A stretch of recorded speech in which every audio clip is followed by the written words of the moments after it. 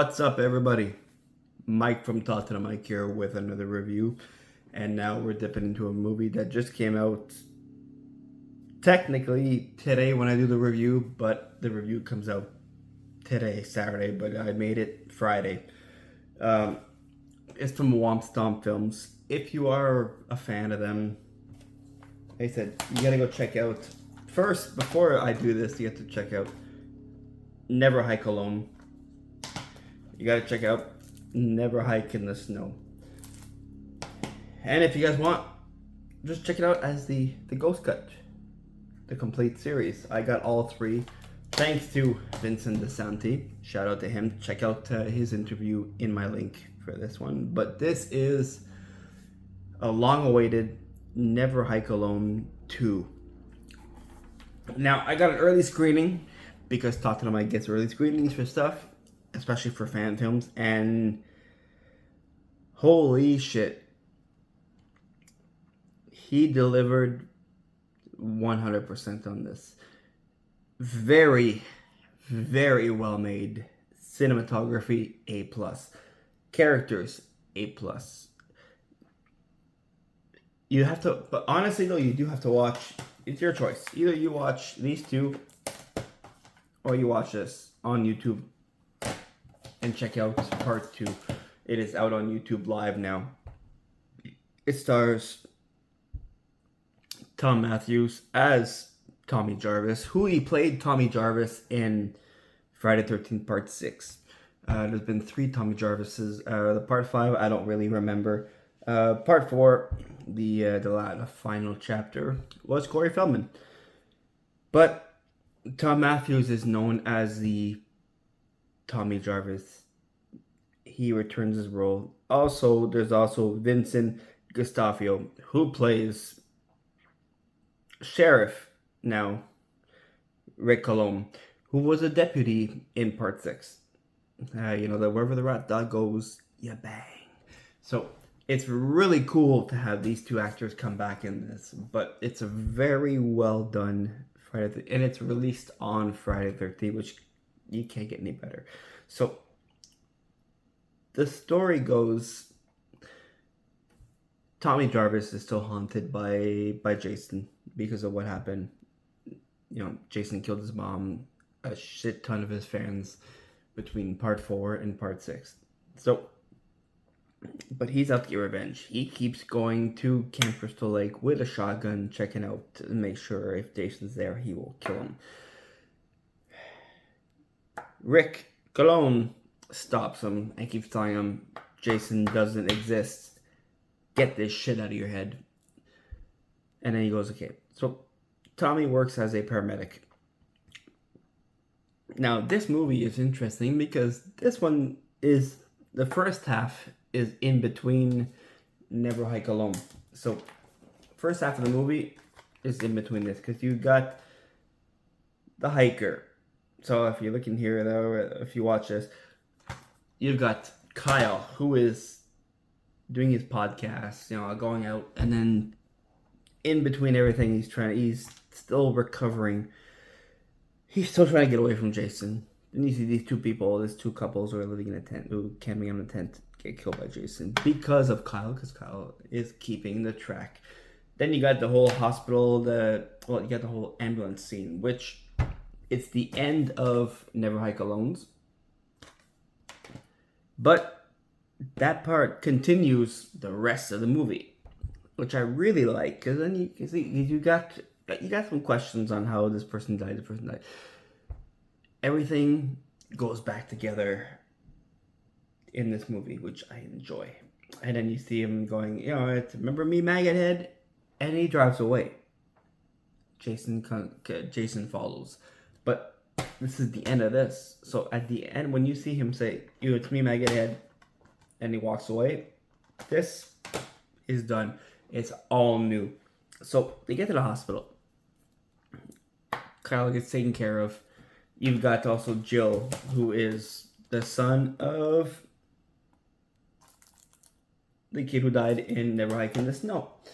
And she's worried, you know, she takes care of him. Then there's an APB out for Tommy Jarvis because Rick finds the dead bodies, and that because Tommy is the last person spotted, it's the last person who sees first person, interrogated. So they're heading out to see Tommy at the hospital. Lo and behold, Jason is still walking his way to that hospital because he saw the ambulance and he's going. And you even see Rick going to check out Camp Crystal Lake, and as he's going, Jason is walking. So once they get to the hospital and they do everything, lights go out, lights turn red. You've got Jason that walks in, and then there is Carnage Candy. He just kills everybody in his way. Rick Colon goes, I didn't know, I believe you. Leaves with Tommy and Kyle and Jill. And then he says he's going to create a diversion. I'm there going, me, I'm like, oh, what the hell is he going to do? But you know what? It was pretty badass for that diversion. Until Jason got close and killed him. So, rest in peace, Rick Colon. He died. The rest of them made their way to Camp Crystal Lake. He needs Kyle to know where Jason's mom's head is. Now, so Tommy thinks that Jason's head is what's keeping Jason alive. So he thinks by destroying this head, he can destroy Jason, because when his mom got beheaded, she called upon Jason, which we think is the whole this.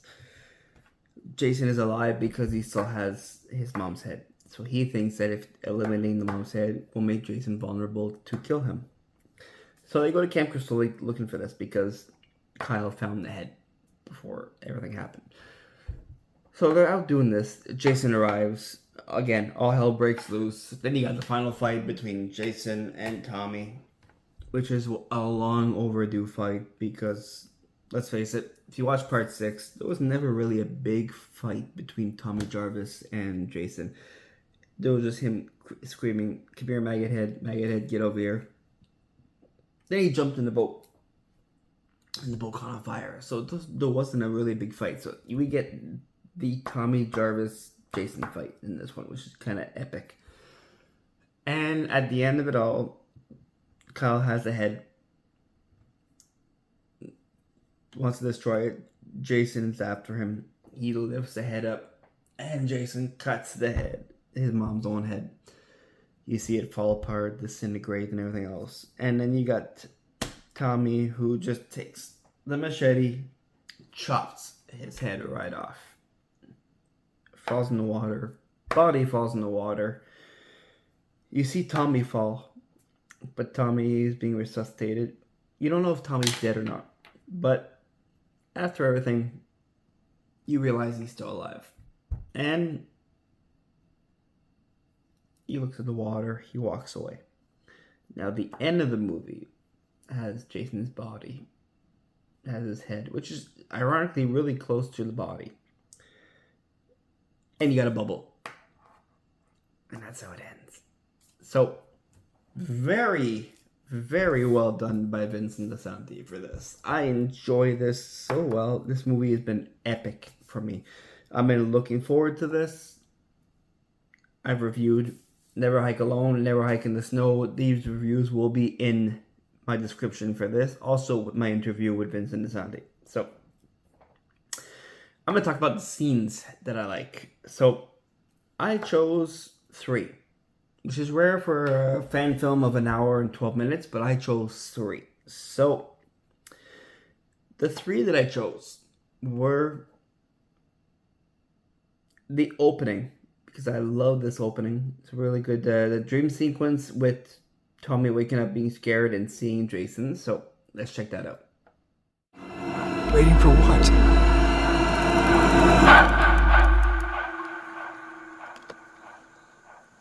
To pull me down with him.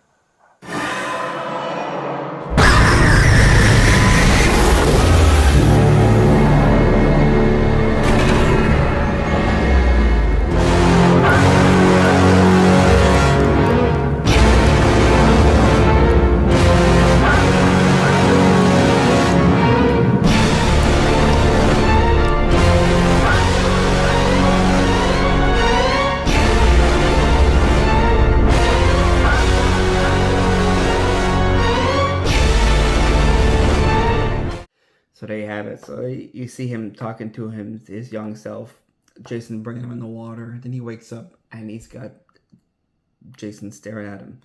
Now, you got some nostalgic. You've got the Part 5 mask from Roy in there too and everything else. Now, the second scene that I enjoy is, ironically enough, is the killing. The campfire with the tent. When the girl opens the tent and sees her husband and then goes. So, we're going to go with that. So, check that out.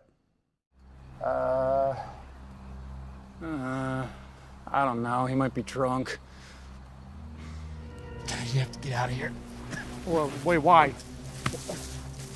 Where are you going? I swear to God, if you're trying to scare me right now, I'm gonna punch you in the balls.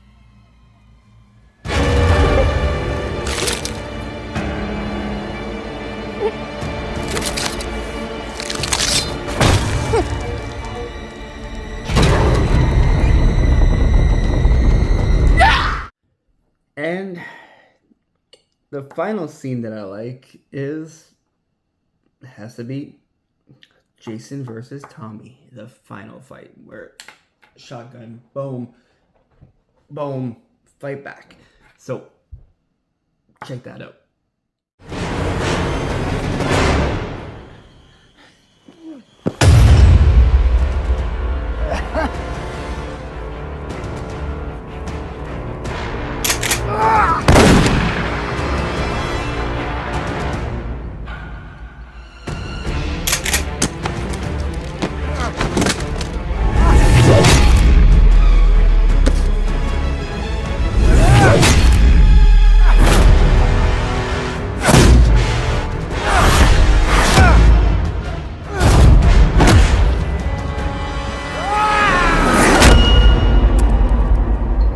Piece of shit!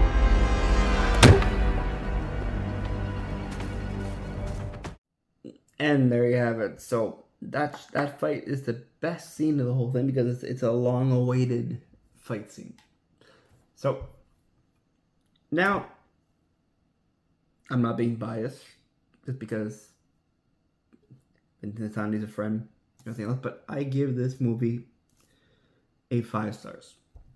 It is a Talk to the Mic 5-star rating. I highly recommend you guys checking this out.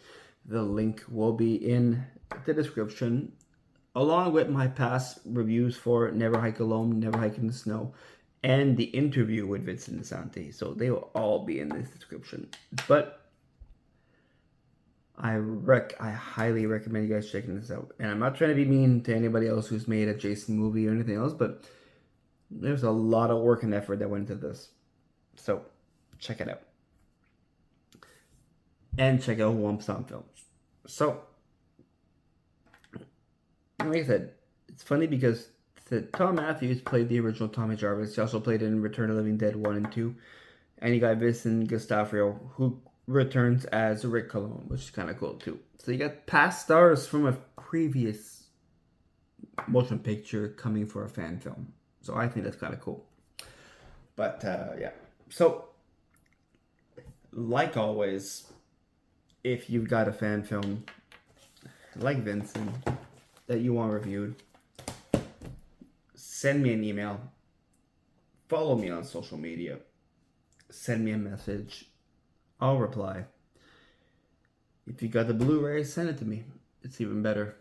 I'll send you my address privately. I'm not going to put it on this, but would love to have that. So, also, if you're not following me yet, or if you're just watching this randomly right now because of this movie, follow me on YouTube. It's over here. Subscribe. Put that notification button on anything new that comes out, because I try to release as much as I can, as fast as I can. So, but, like always, thank you very much for watching. I appreciate it. And I'm Talk to the Mic. Take care.